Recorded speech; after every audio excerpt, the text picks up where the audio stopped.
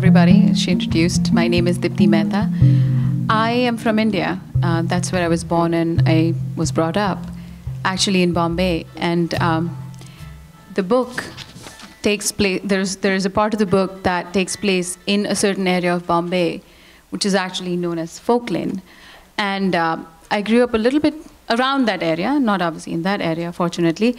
But growing up, one thing that I always was passionate about was women. Like, you know, I was kind of a feminist growing up. I still am, I guess. But the first piece I wrote for radio was at the age of 13, which was about women in domestic abuse and their freedom. And then there's this folk lane right around the corner, actually called Fuck Lane. You know, the slang is Fuck Lane because that's what happens there. That was forbidden. We weren't allowed to go there. But the buses would pass through there. The taxis would pass through there. So you saw a glimpse of this world, these women. And then Bollywood glamorized a little bit. So you thought that they were doing this by choice. And it's wonderful what you said, Gloria, because they start to relate to their abusers. And that's exactly what has it feel like this is the choice. And that's what inspired me to write a piece in 2004 around prostitution. I did not know then that I was really getting motivated and really, really inspired by what's going on. And it's so much worse than it even looked. And then I started to dig deeper, and like there were no answers to be found. And I kept looking. And then I wrote Honor that Edie talked about.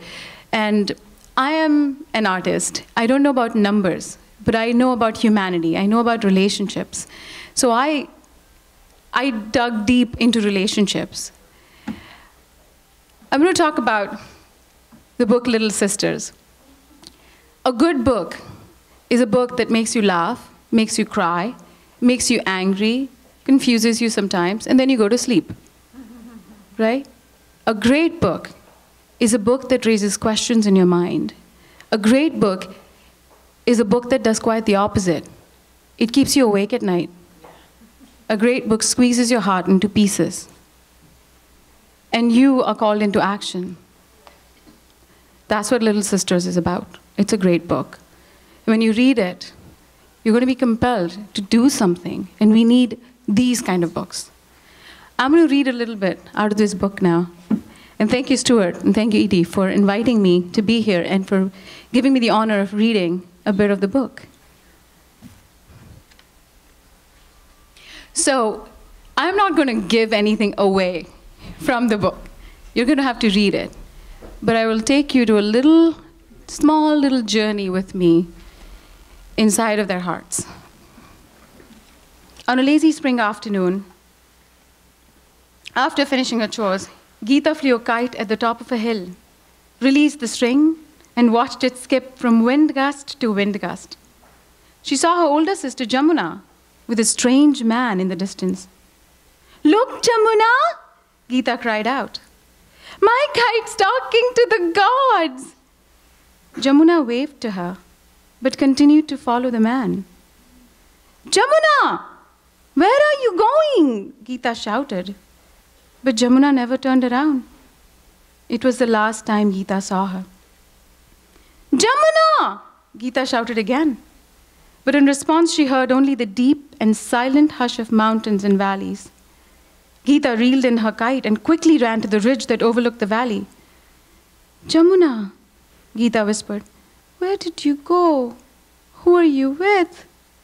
Nervous and frightened, Geeta returned to the family hut and asked her mother where Jamuna went with that strange man. "To work in the city," Kamla replied stoically. "In Kathmandu?" "No, in Mumbai." "When will she return?" Geeta asked.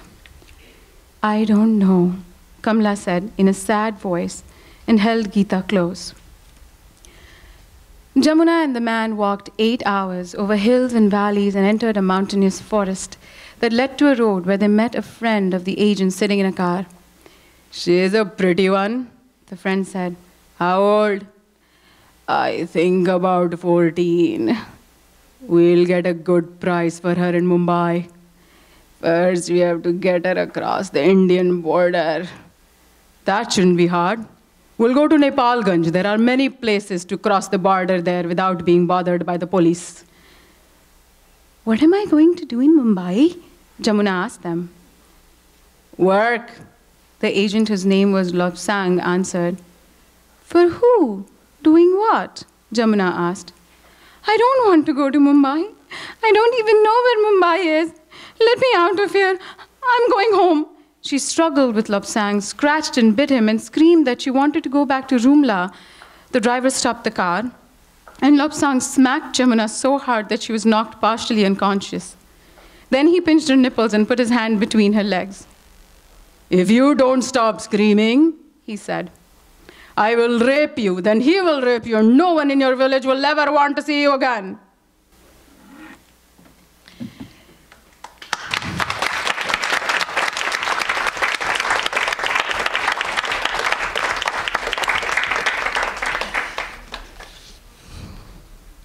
This is a story, but it is not.